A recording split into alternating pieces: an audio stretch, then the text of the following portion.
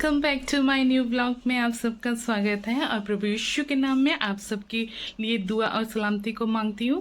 और आज मैं तैयार हो गई हूँ और तैयार होके कहाँ जा रही हूँ तो चले बने रहिएगा, फिर पता देंगे। ऐसे नहीं बताते। इतनी तेज बारिश।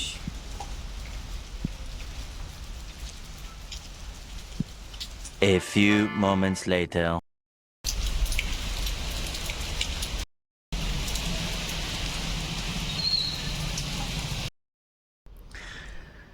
तो जाना तो हुआ कैंसिल, जहाँ जा रही थी चंडीगढ़ में, क्योंकि बारिश हो रही थी, जो कि आपने देख ही लिया है। तो क्यों ना आज मैं आपसे वो सारी बातें करूं जिसके जवाब आप मुझसे पूछ रहे थे।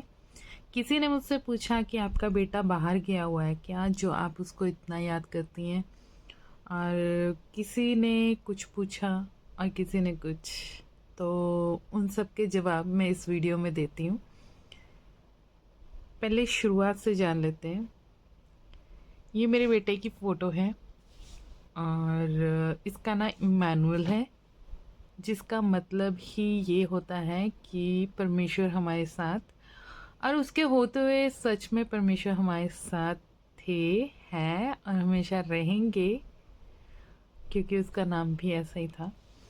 तो जब वो हुआ था या होना था और मैं 7th मंथ 8th मंथ मेरा चल रहा था, तब परमेश्वर ने बताया था, क्योंकि मैं परमेश्वर में ज़्यादा रहती थी उन दिनों ना, परमेश्वर के टच में बहुत ज़्यादा थी। तो उनका मैसेज आया था मेरे को कि तेरा जो पुत्र होगा उससे बहुत सी आशीषें होंगी। तो ऐसा हुआ भी। और जब मैं डिलीवरी रूम में थी, तो जब डिलीवर्ड हुआ तो मुझे बताया गया कि मेरे बेटा हुआ है, और मैंने उसको देखा और मुझे परमेश्वर का ये वचन याद आया कि परमेश्वर ने मेरे को 7वें 8वें महीने में बता दिया था कि तेरा पुत्र होगा। और उसी के द्वारा हमारे को किसी भी चीज़ की कमी नहीं रही। वो बहुत ब्लेस्ड था और उसकी वजह से हम भी ब्लेस्ड थे, क्योंकि परमेश्वर ने वाकई वो बच्चा हमें परमेश्वर ने अपना ही दिया था। और उसकी पहचान सारी जगह इतनी बन गई थी उस छोटे से की भी, कि उसको सब पसंद करते थे। और जितने भी लोग मिलते थे या हमारे टच में थे, जिन वो सब यही चाहते थे कि हमारा बेटा ऐसा ही हो। अगर हमारे पास भी कोई औलाद हुई तो सेम ऐसी ही होनी चाहिए। तो वो अपनी पहचान ही इतनी अच्छी दे के गया था। सडनली 2-2.5 साल की उम्र में हमें पता चला था कि मेरे बेटे को आई कैंसर है, जिसके बारे में हमने भी कभी नहीं सुना था। बहुत इलाज करवाया था, पीजीआई में भी गए थे, जब जब उन्होंने बुलाया हम गए। और जिस टाइम आप ऐसी सिचुएशन में होते हो ना, तो आपका माइंड वर्क करना बंद कर देता है। आप एक तरफ से स्पिरिचुअल तो होते हो, मगर कहीं ना कहीं आप शारीरिक रूप में भी होते हो, है ना। तो वो जो सिस्टम मेरा और दायरा, कुछ दुनियावी बातें चलती रही, कुछ आत्मिक थी, क्योंकि मैं अंदर से सब समझती थी, मगर दुनियावी बातों का इतना प्रभाव था मुझ में, लोगों के वर्डिंग्स का, बोलने का, कि मैं डिसीज़न नहीं ले पाई उस वक्त। और मैं दुनियावी तरीके से चली, लोगों इलाज करने के भी, जो कि हर कोई ऐसा ही करता है स्टार्टिंग में, क्योंकि जो स्पिरिचुअल तरीके को सिर्फ मुंह से बोलता है और वैसे उसने कभी आजमाया ना हो, तो वो शायद इसी तरीके से चलते हैं। तो मैंने दुनियावी हर तरीके को किया। और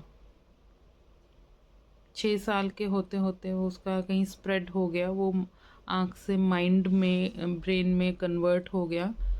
और कन्वर्ट होने पे मतलब फैलता ही चला गया, स्प्रेड भी होता गया।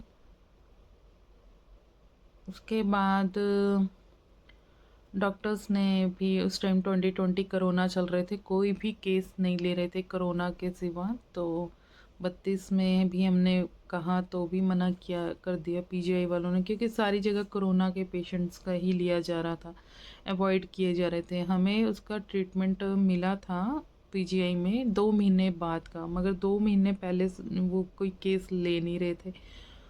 और उसकी आई से ब्लड निकलने लग गया था। और उसके ये सब होने से पहले ही उसने, मेरे बेटे ने भी, जब ये सब नहीं भी हो रहा था तब भी कहना शुरू कर दिया था कि कोरोना के बारे में भी उसने बता दिया कि कोरोना ऐसे ऐसे कुछ होगा, और वो कोरोना हुआ भी। फिर उसने कहा था कि मम्मा मैंने देखा, वो भी सपनों के द्वारा बात करने वाला परमेश्वर का बच्चा था, उसके साथ परमेश्वर बात करते होंगे या दिखाते होंगे। तो उसने बताया था कि मम्मी ग्रास हॉपर थे, वो सारी चीज़ों को खा गए। तो जब हमने 1-2 दिन बाद न्यूज़ लगाई तो सारी फसलों को वो टिड्डियाँ सी खा रही थी, जो भी वो कीड़े लगे हुए थे, है ना? तो उन दिनों ये सब भी चल रहा था। फिर उस टाइम ये बोलने लग गया था कि मम्मी मैं कुछ दिन की बात है, फिर मैं चला जाऊँगा। इसने एक बार बोला, मैंने तब उसकी बात को इग्नोर किया। दूसरी बार फिर उसने बोला, फिर मेरे को लगा कि चलो उस टाइम थर्ड वर्ल्ड वार भी शुरू हो रहा है, तो शायद हम लोग चले जाएंगे परमेश्वर के पास। तो मैंने कहा हाँ मैं भी चलूँगी, आपके साथ मैं भी हूँगी। जब वो बार बार ऐसे बोलता था ना, तो मुझे डर लगने लग गया था कि ये बार बार ऐसा क्यों कह रहा है। और मेरे को कहता था कि फिर मैं उधर चला जाऊँगा तो मैं खेलूँगा किसके साथ।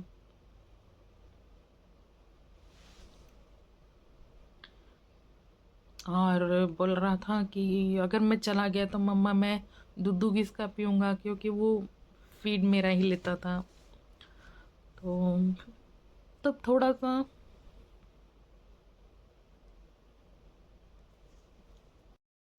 सॉरी, तो थोड़ा सा फिर मेरे को वो होने लग गया था कि ऐसे बोल रहा है। और सडनली उसके आई थिंक ज़्यादा टाइम नहीं लगा, फिर उसको वो खामोश होते होते, उसका जन्मदिन था 12 सितंबर का, तो उसके बाद से वो बोला ही नहीं। और धीरे धीरे फिर वो बात करनी ही उसने बंद कर दी थी। मगर हाँ उसको महसूस हो जाता था कि मम्मी घर पे है या नहीं है।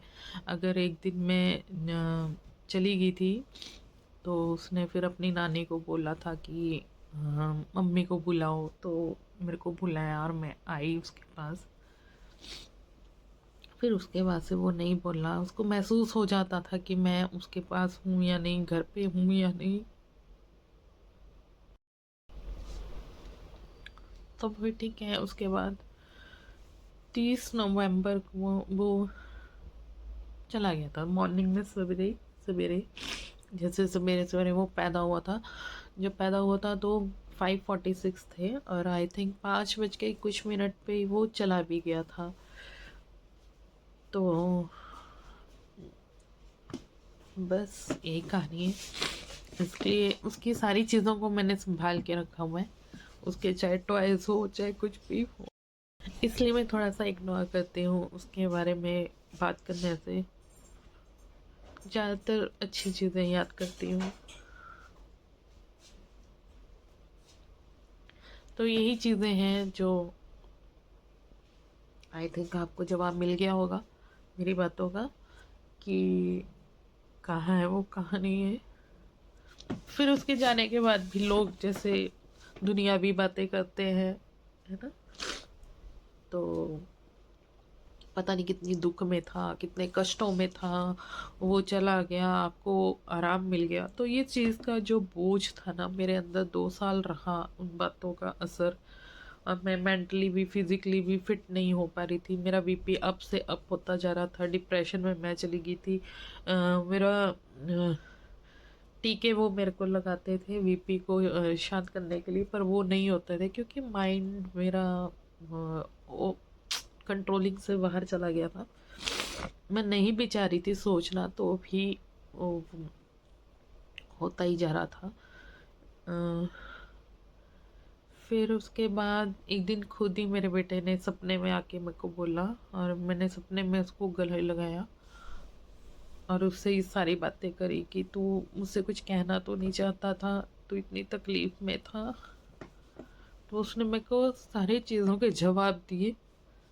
मेरे को कहता मम्मी मेरे को तो पता ही नहीं चला किसी भी दर्द का, मुझे कोई एहसास नहीं हुआ, मुझे तो पता ही नहीं था कि मैं बीमार भी हो गया या क्या, मतलब।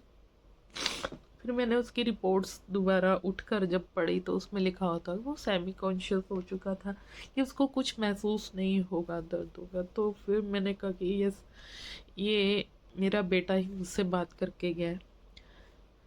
तो उसके बाद से जो वो डिप्रेशन का अटैक था मुझ पे, या मेरी तबीयत ख़राब रह रही थी, तो उसके बाद से तो कुछ ठीक हुई। और मेरे हस्बैंड किसी डॉक्टर के पास लेके गए थे, वहाँ मैं गई थी, तो उन्होंने जो मेरे को दिलासा दिया था कि हाँ, हम पहले अपने आप को ठीक करो, अपना वेट कम करो, फिर हम आगे की प्रोसेस हम करेंगे। वहाँ से कहीं मेरे को उम्मीद जागी, क्योंकि मेरे हस्बैंड की सपोर्ट मेरे लिए बहुत मायने रखती है। और बस तब से इन सब चीज़ों से निकलने की कोशिश कर रही हूँ, क्योंकि माइंड सेट होगा तो सब कुछ सेट होगा। तो फिर मेरे ख्याल से अब आपको मेरे सारे सवालों के जवाब मिल गए होंगे। नहीं, मेरे नहीं, आप लोगों के सारे सवालों के जवाब मिल गए होंगे। अगर और भी कुछ पूछना चाहते हैं तो आप पूछ सकते हैं, मैं आपको सारी चीज़ों के जवाब दूंगी। तो आज का तो मैं यहीं स्टॉप करती हूँ, फिर मिलती हूँ आपको नए व्लॉग में, नई दिन के साथ और नई अच्छी चीज़ों के साथ और अच्छी यादों के साथ। Okay, tata, bye bye.